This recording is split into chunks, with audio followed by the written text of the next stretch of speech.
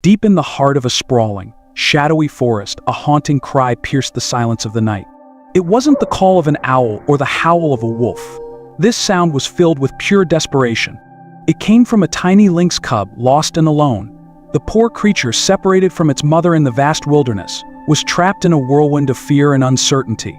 His slender legs quivered with exhaustion, his empty belly growled, and his cries grew fainter, a heartbreaking plea for help that seemed to dissolve into the cold night air. As fate would have it, a man named Thomas was walking through the forest that very evening. A lover of nature and all its wonders, he had ventured into the woods for some quiet time under the stars. But that eerie cry pulled at his heart.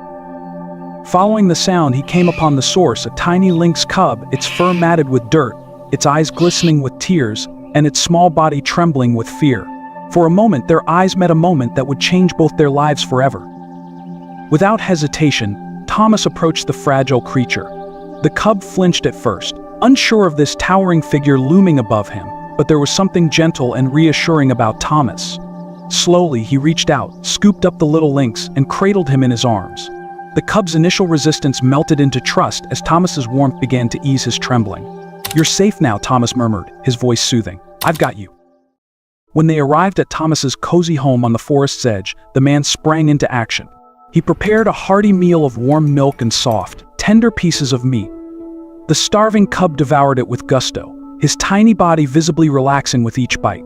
Afterward, Thomas gently cleaned the cub, washing away the grime and drying his soft fur.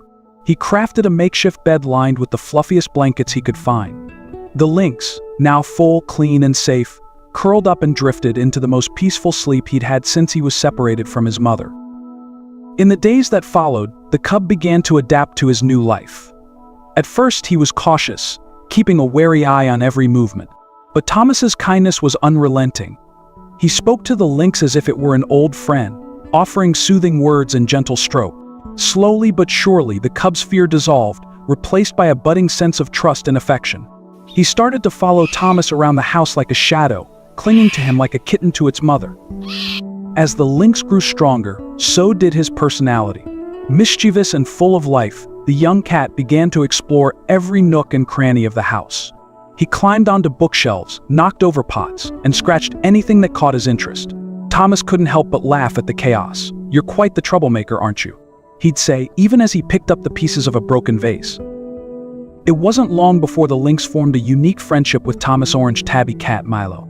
At first, Milo eyed the wild newcomer with suspicion, but the lynx's playful antics quickly won him over. The two became inseparable, chasing each other through the house, play fighting, and napping side by side. Their bond was a constant source of joy for Thomas, who often found himself chuckling at their antics. As weeks turned into months, the lynx's transformation was astounding. His once frail body grew strong and muscular, his fur became sleek and shiny, and his playful energy knew no bounds. But even as he grew into a majestic young lynx, he retained the gentle and loving spirit that had blossomed under Thomas's care. The wild animal's bond with his rescuer was unbreakable, a testament to the power of kindness and trust. But Thomas knew the day would come when the lynx would need to return to the wild. As much as it pained him, he began to prepare the lynx for a life beyond the safety of his home. He gradually reintroduced the cub to the forest, teaching him to hunt and fend for himself. It was a bittersweet process, filled with pride and heartache. The day they said goodbye was one Thomas would never forget. Standing at the edge of the forest, he watched as the lynx disappeared into the trees, a strong and confident creature ready to embrace his destiny. Years passed, and life moved on. Thomas often wondered about the lynx. Did he survive? Was he thriving in the wild? These questions lingered in his mind, but he took solace in the knowledge that he had given the cub a fighting chance. He had poured his heart into that tiny creature, and in return, the lynx had filled his life with joy and purpose. Then, one crisp autumn morning, something extraordinary happened. Thomas was walking along the same forest trail where he had first found the lynx. The air was filled with the earthy scent of fallen leaves, and the golden sunlight filtered through the canopy above. Suddenly, he heard a rustling in the underbrush.